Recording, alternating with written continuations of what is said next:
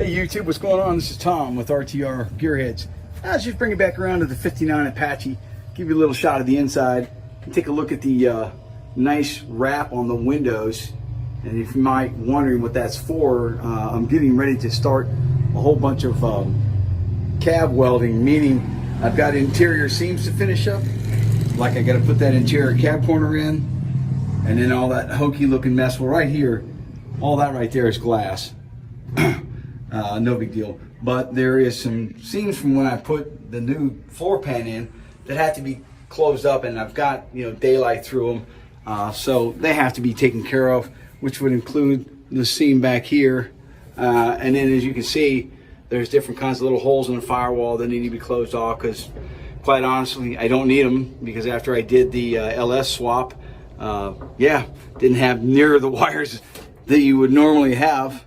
Of course, this up under here, that is the other radiator heater core for a different style truck or different type of options you would have in truck back in 1959. So I'll probably just put plugs there in case I ever have to use those again. There's my steel braided lines, and we are working on the dashboard along with everything else. And we got more to come for you guys. Just stay with us, stay tuned, and we're actually going to have a real first start video. All right, guys, thanks for everything, and for the veterans out there, thank you for serving our country. Much appreciated. All right, talk to you later. Bye.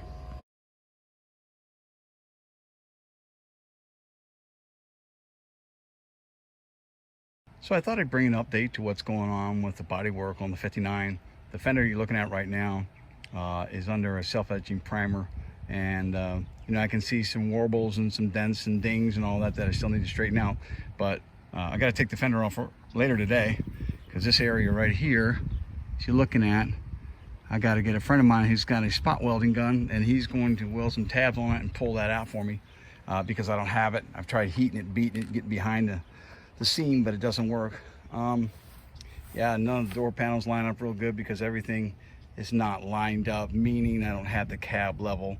However, this fender here, this gap line right here is just about perfect, because this side actually came out all right. Still got to work on the door. And coming around here to look at the cab, some spot rust coming up, flash rust, because I didn't use epoxy primer, and you can't do that over wintertime because the self-etching primer will breathe, and it will cause all kinds of issues for you later. You got to go back and strip it all down. And on this side, we have pulled the fender off because it is in the backyard, getting dents taken out of it and getting epoxy primer put on it. And of course, I have this red stuff, which is impenetrable. You got to grind it off. I put it on there for the winter. I should have done the whole truck like that, but I didn't. And on the inside, it's a bit of a mess right now, but I have welding paper fell down off the window because I got a whole bunch of welding to do. And this kind of seats we're going to go with. Tilt steering. I now have the steering wheel set where it needs to go. And come back around here. I'll be yanking this fender off here soon to weld up the rest of this hole here, and then do the rest of the straight line boarding and sanding on this fender here. So I thought I'd throw that in. There's a little extra. Then we'll be back in a few minutes to do the cam position sensing.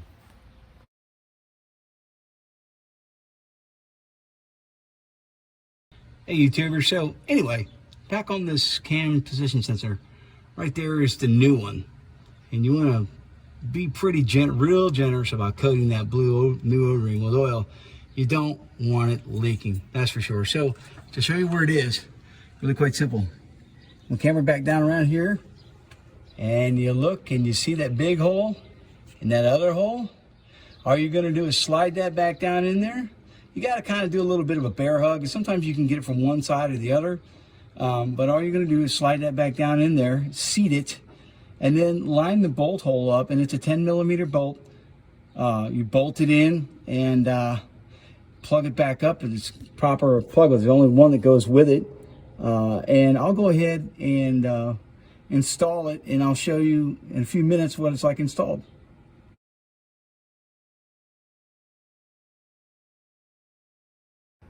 So there you are, the new cam position sensor. all bolted in, and let me see.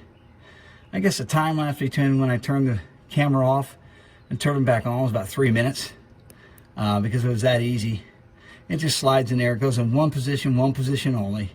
You can't put it in backwards. There's only one, you know, there's very few models that fit this. So you go to the auto parts dealer and it costs you, I don't know, $50 to $70, whatever it is.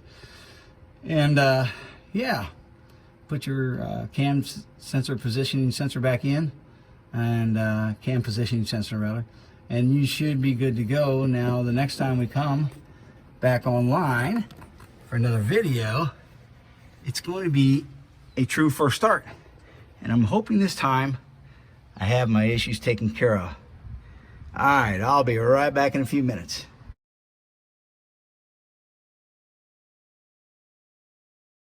I can hear the pump running real good. Let this thing get primed up, and we'll see what happens. Trying to find a place to put the phone.